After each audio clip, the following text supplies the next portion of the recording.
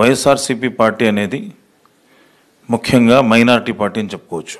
ఎందుకంటే తన తండ్రి ఏదైతే వైఎస్ రాజశేఖర రెడ్డి గారు మైనార్టీలకి చేసిన సేవ, అలాగే మైనార్టీస్కి ఇచ్చిన స్కీములు, మా నాన్న ఒక అడుగు వేస్తే నేను 2 అడుగులు ముందుకేస్తానని చెప్పిన నాయకుడు ఎవరంటే ఆయన జగన్మోహన్ రెడ్డి గారు అని చెప్పి మీకు అంతా తెలుపుకుంటున్నా. 2014లో చంద్రబాబు నాయుడు గారు కనీసం అంటే మైనార్టీస్కి 17 వాగ్దానాలు చేశాడు.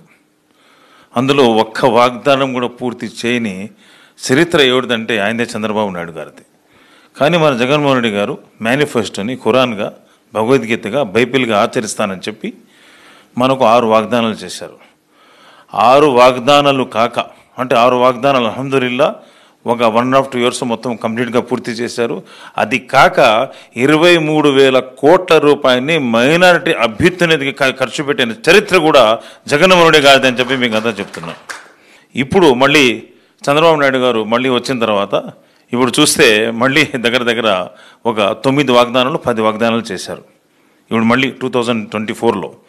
కానీ అది కూడా పూర్తి చేయలేదు. ఎందుకంటే చంద్రబాబు నాయుడు గారి మనసులో మైనార్టీస్ అంటే ద్వితీయ శ్రేణి పౌరులుగా గుర్తించిన నాయకుడు ఎవరంటే ఆయన చంద్రబాబు నాయుడు అని చెప్పి మీకు అంతా చెప్తున్నారు. ఆయన ఒకసారి ఇఫ్తార్ పార్టీ ఇచ్చి ఫస్ట్ చంద్రబాబు నాయుడు గారు ఏమన్నారంటే నేను వక్ఫ్ బిల్లుకి వ్యతిరేకంగా ఓటేస్తానని ప్రామిస్ చేశారు అందరు ఆల్ మత పెద్దల ముందు.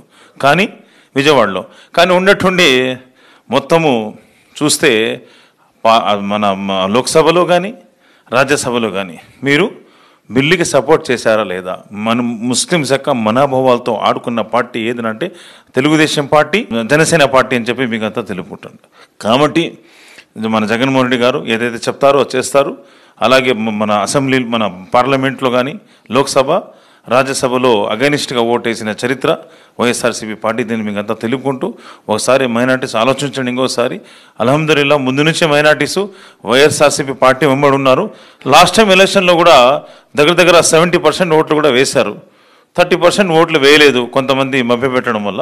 ఈసారి అల్హమ్దులిల్లా మీ డిస్ట్రిక్ట్ ప్రెసిడెంట్ అందరితో ఒక రిక్వెస్ట్ ఏంటంటే 100% ఓట్లు ఈసారి వైఎస్ఆర్సీపీ పార్టీకి వేయాలని కోరుకుంటూ కింద గ్రామ లెవెల్లో కానీ, మన కాన్స్టిట్యూషన్ లెవెల్లో కానీ, అలాగే స్టేట్ లెవెల్లో కానీ మొత్తం లీడర్స్ ఉన్నారు ఇక్కడ. వాళ్ళకంతా నేను రిక్వెస్ట్ చేసేది ఒకటి, కింద నుంచి బాగా పనిచేసి మైనార్టీ సోదరులకి చెప్పమని కోరుకుంటున్నాను.